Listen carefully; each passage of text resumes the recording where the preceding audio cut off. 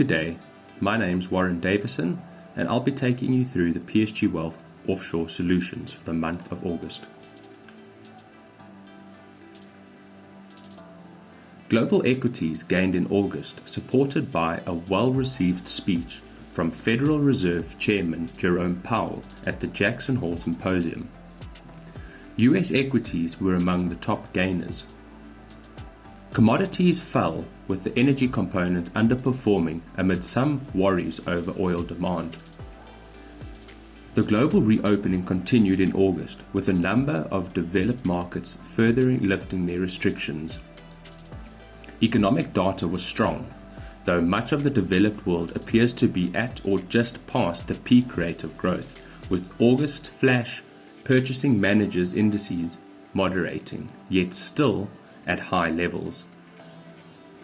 On the virus front, the Delta variant continued to spread and daily cases have picked up across the globe.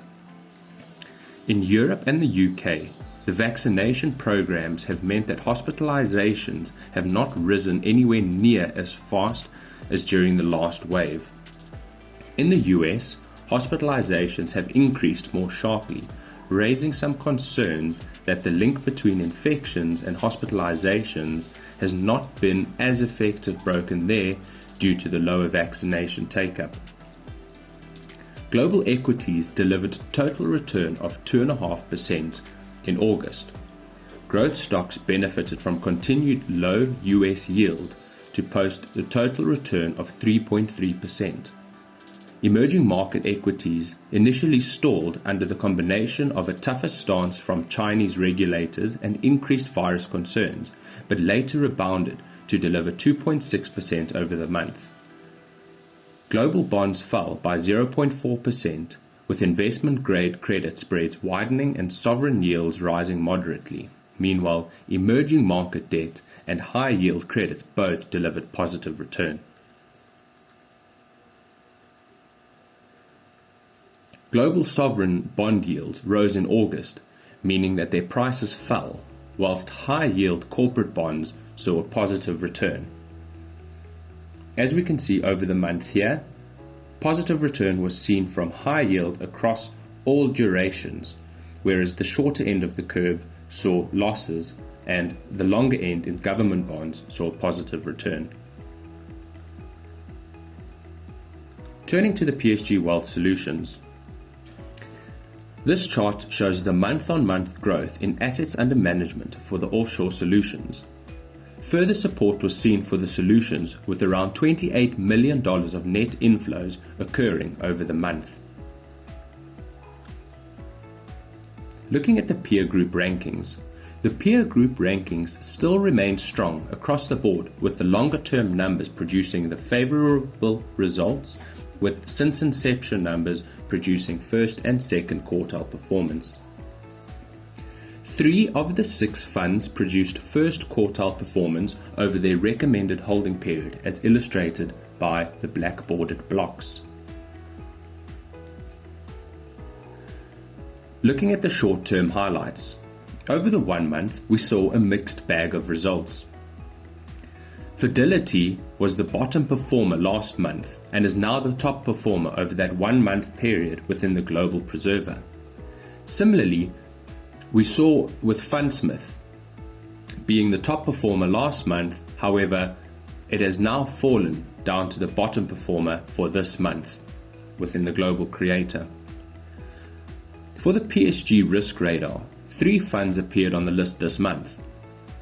91 Global Multi-Asset Income remains on the risk radar, however, 91 Global Strategic Managed and MFS Meridian Prudent Capital were 2 new funds which appeared on the radar this month. Turning to the individual fund performance, the Global Preserver had a better month, outperforming the peers by 10 basis points in the dollar class and 74 basis points in the pound class. The shorter 3-year numbers remain under pressure relative to the peers, however, we have seen an improvement in the longer-term 5-year numbers. Year to date, managers' exposure to the high-yield fixed income and equities has added positively in absolute return.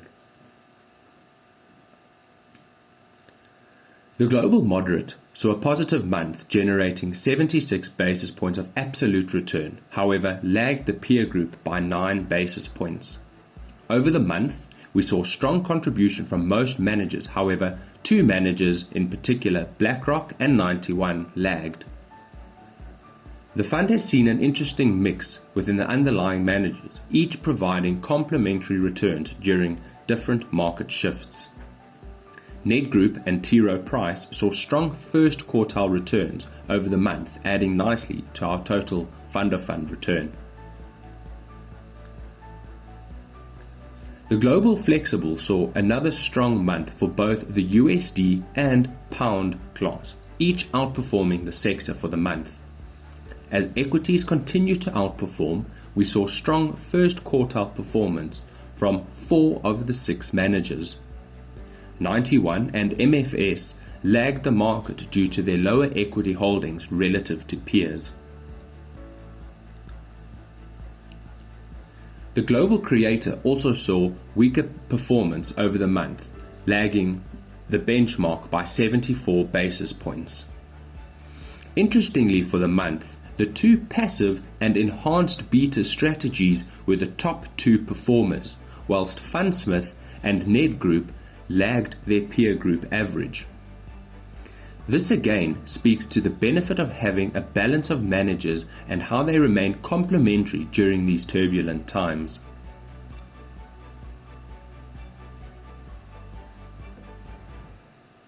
Overall, we can see that PSG Multi-Management is achieving their 3-pillar approach of consistent above-average performance at below-average risk at a competitive price.